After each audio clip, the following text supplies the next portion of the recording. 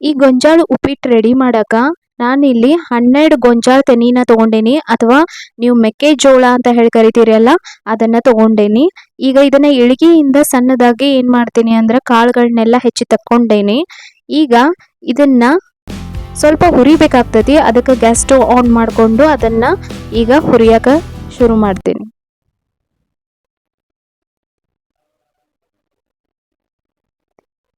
ಸ್ವಲ್ಪ ಎಣ್ಣೆ ಹಾಕೋಬೇಕು. ಹುರಿಬೇಕಾಗಿತ್ತಂದ್ರ ಒಂದೆರಡು ಮೂರು ಸ್ಪೂನ್ ಎಣ್ಣೆ ಹಾಕೊಂಡು ಅದನ್ನ ಹುರಿಯಕ್ಕೆ ಶುರು ಮಾಡಬೇಕು.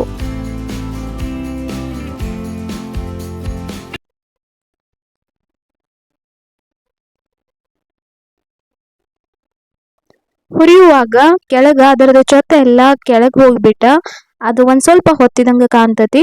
ನಾವ್ ಅದನ್ನ ಕೆದರಿ ಮೇಲ್ ತೆಗಿಬಾರ್ದು, ಹಂಗ ಕಾಳುಗಳನ್ನ ಅಷ್ಟ ಹುರ್ಕೋಬೇಕು. ಸ್ವಲ್ಪ ಉಮ್ಗೊಳ್ಳೋ ಮಟನು ನಾವು ಹುರ್ಕೋಬೇಕಾಗ್ತತಿ ಇದೇ ರೀತಿ.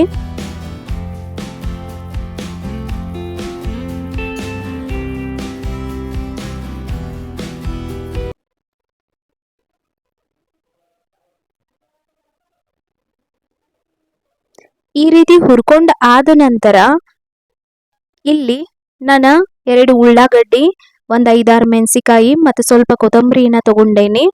ಈಗ ಇದಕ್ಕ ಒಗ್ಗರಣೆ ಕೊಡ್ಬೇಕಾಗ್ತತಿ. ಸ್ವಲ್ಪ ಜೀರಿಗೆ, ಆಮೇಲೆ ಉಪ್ಪು ರುಚಿಗೆ ತಕ್ಕಷ್ಟು ಉಪ್ಪನ್ನ ಹಾಕೊಂಡೇನಿ. ಈಗ ಸ್ವಲ್ಪ ಅದನ್ನ ಪಾನಿಗೆ ಕೊಡ್ಬೇಕಾಗ್ತದಂದ್ರ ಒಂದ್ ಸ್ವಲ್ಪ ಎಣ್ಣೆ ಹಾಕೊಂಡೇನಿ, ಆಮೇಲೆ ಸಾಸಿವೆ, ಜೀರಿಗೆ, ಉಳ್ಳಾಗಡ್ಡಿ ಹಾಕೊಂಡು ಆಮೇಲೆ ಮೆಣಸಿಕಾಯಿ, ಅದಾದ ಮೇಲೆ ಈ ಕೊತ್ತಂಬರಿನ ಹಾಕೊಂಡು ಸ್ವಲ್ಪ ಹೊತ್ತು ಏನ್ ಮಾಡಬೇಕು ಅಂತ ಅಂದ್ರ ಸ್ವಲ್ಪ ಹುರ್ಕೋಬೇಕಾಗ್ತದೆ ಇದನ್ನ.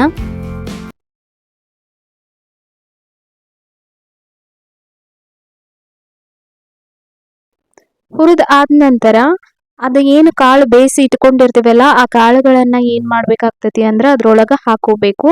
ಹಾಕೊಂಡು ಕಂಪ್ಲೀಟ್ ಆಗಿ ಆ ಒಗ್ಗರಣೆಯೊಳಗ ಮಿಕ್ಸ್ ಆಗುವಂಗ ಸ್ವಲ್ಪ ಅಲ್ಗಾಡಿಸ್ಬೇಕು. ಅದಾದ್ಮೇಲೆ ಸ್ವಲ್ಪ ಕೊತ್ತಂಬರಿ ಎತ್ತಿ ಇಟ್ಕೊಂಡಿನಿ, ಅದನ್ನ ಕೊತ್ತಂಬರಿ ಹಾಕೊಂಡೇನಿ ಅದ್ರೊಳಗ.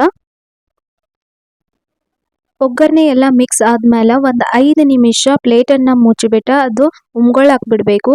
ಆ 5 ನಿಮಿಷದೊಳಗ ಆಗಾಗ ಒಂದ್ ಸ್ವಲ್ಪ ಆ ಒಗ್ಗರಣೆನ ತಿರುವಿ ಹಾಕುತ್ತಾ ಇರ್ಬೇಕು. 5 ನಿಮಿಷ ಆದ್ಮೇಲೆ ಸರ್ವ್ ಮಾಡಕ ಉಪ್ಪಿಟ್ಟು ರೆಡಿ ಐತಿ.